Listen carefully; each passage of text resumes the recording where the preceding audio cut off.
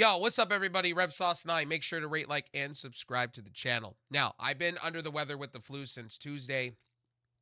I'm finally feeling a lot better, and hopefully I can get to game streaming and whatnot tonight and kick off being back.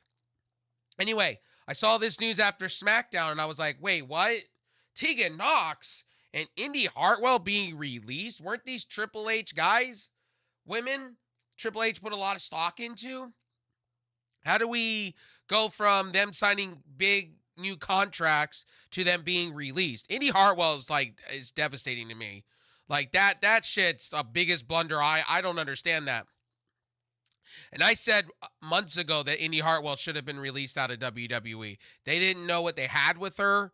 They put the NXT belt on her, and then they shot her up ever so slightly on the main roster, and then she went into this purgatory, and then they tried to do the way, and then they killed it, and then they put a few people into the Wyatt Sick, and it's just like it was all over the place. And Indi Hartwell, or sorry, Teagan Knox, you brought back, gave her big money, had her feud somewhat with Damage Control, and then you let her sit in purgatory.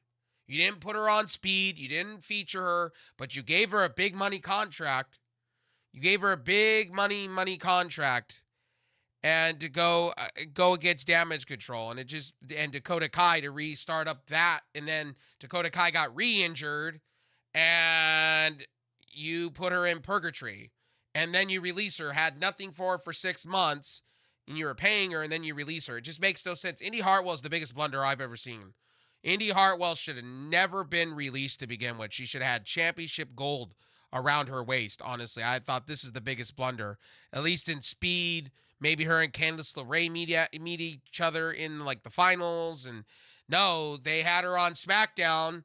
And then after SmackDown, the taping was done on air, they released her. Baron Corbin was expected.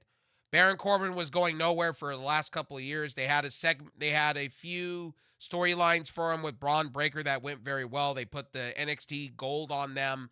And I thought for a moment there, this is a resurgence of Baron Corbin. I thought, Triple H was kind of rooting for him. Shawn Michaels was rooting for him. He kind of transcended a little bit. They brought him back to the main roster, and they gave him the jobber gimmick that he was recently had, which I went, this is disappointing.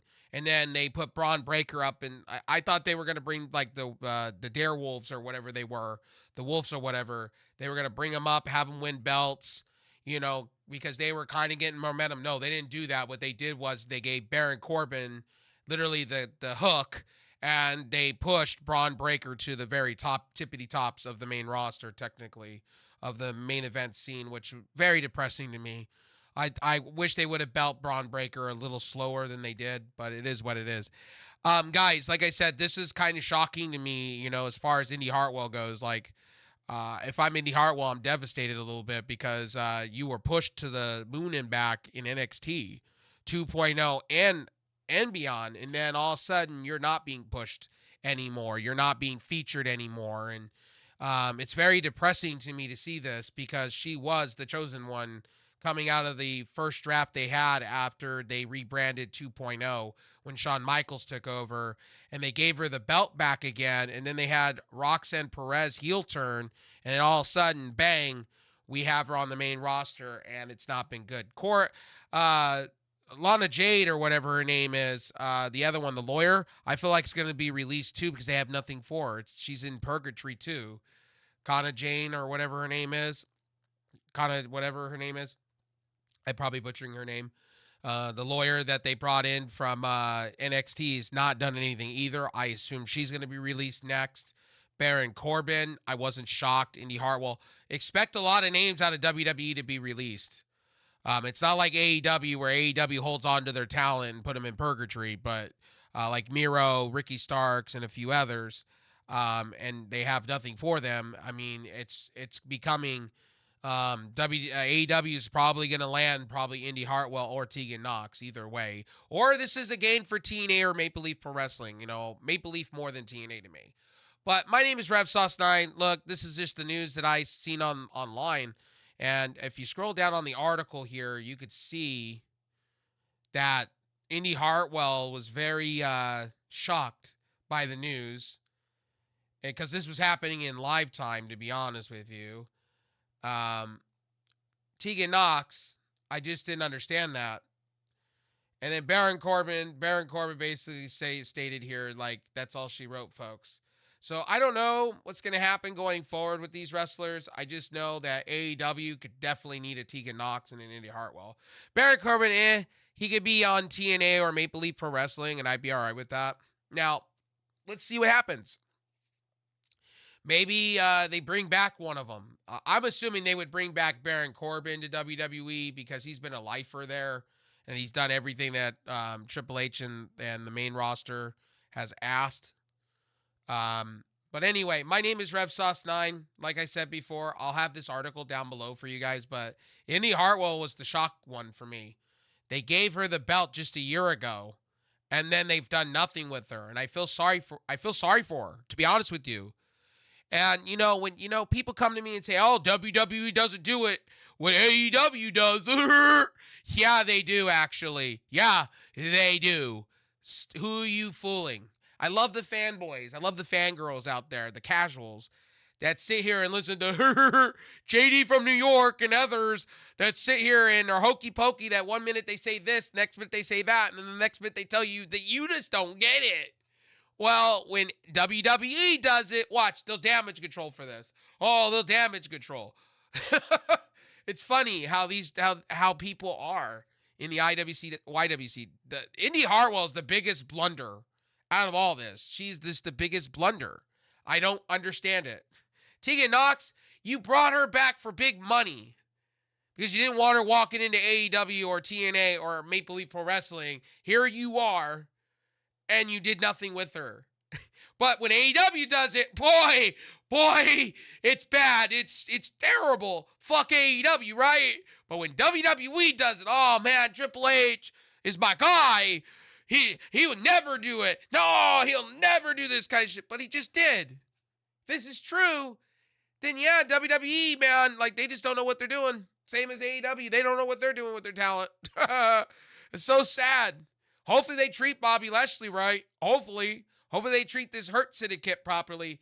But 90-day compete clause, I don't think that they could do that in the States. I just don't think they could do that to their wrestlers like that. I think 90-day compete clause if you're an independent contractor anywhere, is now abolished in the United States. So I'm assuming Teagan Knox, Baron Corbin, and Indi Hartwell will be able to find jobs pretty easily. I think Baron Corbin will probably go to TNA. I think with John Layfield there, that would be perfect for him. Indi Hartwell, AEW. I think AEW needs her. It would be a nice get for AEW, to be honest. They need more women's talent right now. Especially if you're not going to get Megan Bayne. If you're not going to get Megan Bayne, or Born Bayne, whatever, then you need to get Indi Hartwell. Teagan Knox, too. I would get, like, Teagan Knox and Indi Hartwell would probably sign for less money with AEW just to be there. But Teagan Knox is good shit. That's my thing. You need to have experienced wrestlers, and right now you kind of really don't. And Teagan Knox could be in Ring of Honor, leading that division. You can have Indi Hartwell in taking over for Athena if you wanted to. Indi Hartwell's good shit. I have a lot of faith in Indi Hartwell, but what WWE just did tonight was ridiculous. Two biggest blunders here out of this is Indi Hartwell and Teagan Knox. You signed Teagan Knox to keep her away from AEW and TNA at the time. Maple Leaf Pro Wrestling wasn't a thing. And you did nothing with her. You had her go against Dakota Kai for a period and Damage Control. And then you had Valkyria and all them helping her. And then you did nothing with her. An amazing talent. Teagan Knox was like a future NXT Women's Champion. And they did nothing with it. And then she got hurt left and right. Which wasn't her fault. And Indi Hartwell, you gave the NXT belt to, right? And then you had Roxanne Perez turn heel to win that belt. And then you transcended her when they were getting away from NXT 2.0 and putting Shawn Michaels back into place when TKO was taking over. And Indi Hartwell was sitting in purgatory. They should have just released her if they weren't going to know what they were going to do with her. Anyway, that's just my personal opinion on this. Like I said, these wrestlers have been released. It's pretty depressing, pretty sad. But at the end of the day, people move on. Baron Corbin, TNA for sure. I could see him there, especially with John Layfield there, or John Bradshaw Layfield, whatever. I can also see Baron Corbin in AEW. I could see him taking a short-term deal with AEW and doing something with them. But Teagan Knox and Indi Hartwell for sure. AEW all the way. AEW needs talent as far as women's talent goes. Now, before somebody tells me, oh, they're just signing wrestlers, so did WWE. This wouldn't be happening if WWE didn't have too much talent. They do. And it's shocking to me how Rhea Ripley is hurt and you're not giving Teagan Knox or Indi Hartwell a push. That just makes no sense. Anyway, my name is RevSauce9. I'll see you guys in the next one. Peace.